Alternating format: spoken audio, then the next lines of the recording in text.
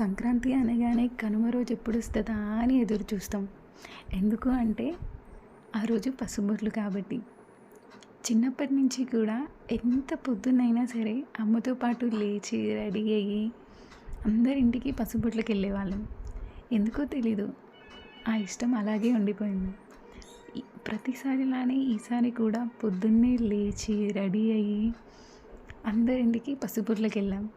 కాకపోతే ఈసారి అత్తమ్మ నేను సంక్రాంతి రోజు ఏవైతే బియ్యం నోముకుంటారో ఆ బియ్యం అనేవి పసుబొట్ల రోజు అందరికీ పెడతారు. సో మేము ఎలా అయితే అందరింటికి వెళ్ళి పసుబొట్టు తీసుకుంటామో అందరూ కూడా మా ఇంటికి వచ్చి పసుబొట్టు తీసుకుంటారు. ప్రతిసారి కంటే ఈసారి ఇంకా తొందరగా లేచాం. ఎందుకు అంటే ఈసారి కొంతమంది గాంధారి నోము మరియు చుక్కల పర్వతం అనే నోము నోముకున్నారు. అవి ఏంటంటే అందరు ఉన్నప్పుడే నోముకొని వాళ్ళకి ఇచ్చేయాలి, అది కూడా తెల్లారకముందే.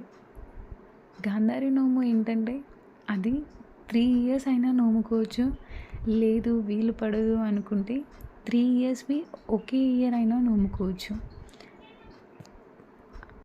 అలాగే చుక్కల పర్వతం అనే నోము ఏంటంటే అది కూడా చుక్కలు ఉన్నప్పుడే నోముకోవాలి.